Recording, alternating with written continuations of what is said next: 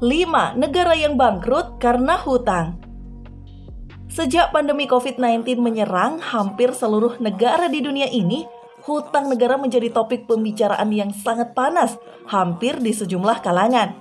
Dalam suatu negara, hutang adalah hal yang sangat krusial, karena negara bisa mengalami kebangkrutan apabila tidak mampu membayar hutang. Lalu, apa saja negara yang telah mengalami kebangkrutan akibat tidak mampu membayar hutang?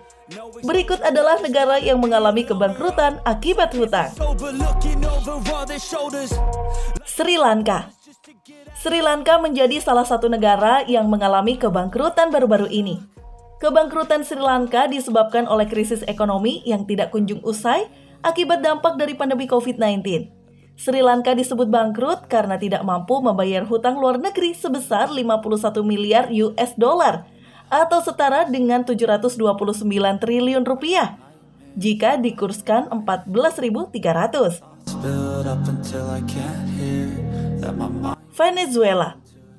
Venezuela dikenal sebagai negara yang kaya akan minyak dan mengalami kebangkrutan. Kebangkrutan Venezuela terjadi pada tahun 2017 pada saat Venezuela mengalami krisis ekonomi saat harga minyak turun drastis dan Venezuela tidak mampu membayar hutang luar negeri.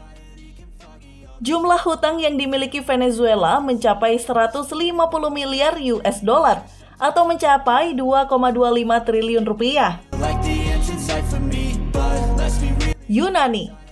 Yunani mengalami kebangkrutan pada tahun 2015 dikarenakan tidak mampu membayar hutang senilai 138 miliar US dollar atau setara dengan 1,987 triliun rupiah dengan kurs 14.400.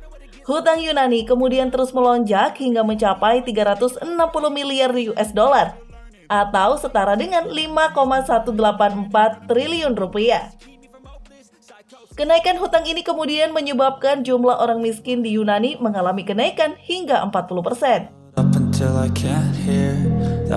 Ekuador.